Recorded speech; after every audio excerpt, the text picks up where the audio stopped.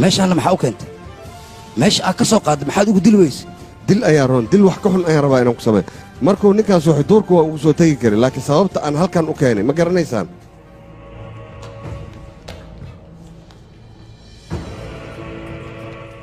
waxa aan rabo waa mididan asiga ku dili maayo ee waxaan rabaa aabbihiisa inaan ku baabbi'iyo caawana waxaan ku dilayaa mudane umuur waxaan rabaa gundus in loo saariyo qorshe fiican ayaa keentay mudane qorshahan waa qorshihii mudane atoore ciidankiisa aan ku baabbi'i lahayn mudane umuurne waxaan ku dilaynaa midida gundus oo iska lahaa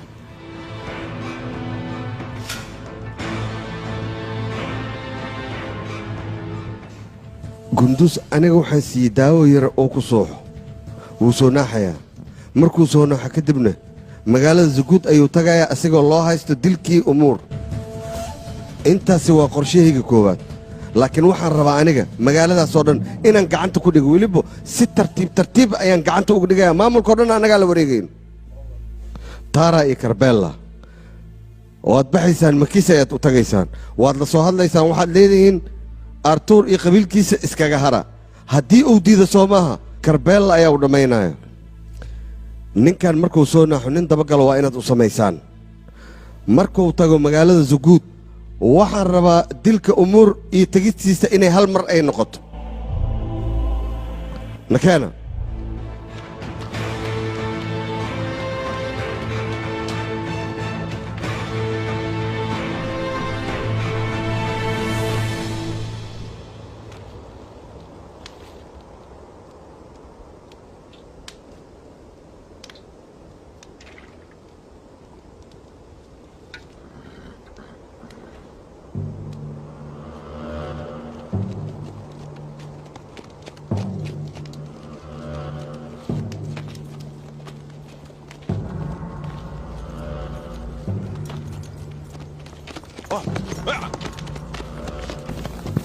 eygii bahadir ahaa hadda yimid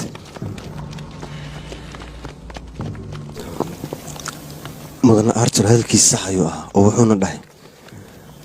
raggaan ha dilin ilaa xogtaad ka ogaataan haddan waad aragtaa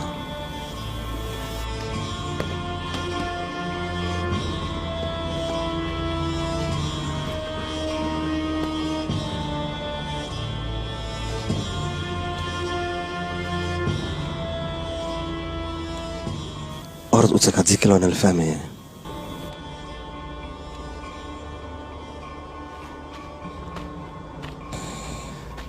أمير بلادين صندوقنا أنا قد سدلوا قاعد يشقوا arrintaas aniga sideen ku ogaan karaa sanduuqaasi anaga inaan qaadnay adigaa laga soo gaaday kadibna waa nala soo dabagalay aniga war aniga ma idinkaa laydin ogaaday sidaasaan laydinku soo dabagalay warbixintaas dhankiina ayay ka baxday moogi dhankeena kama bixin war maxaad ku hadlaysaa cunahayna kaa goygaysaa ogaadii gacmihiina ma dhaqaajin kartaan aamus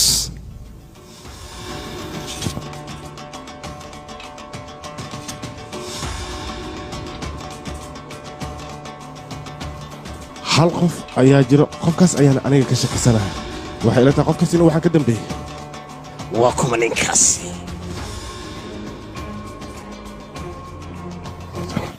mudane artur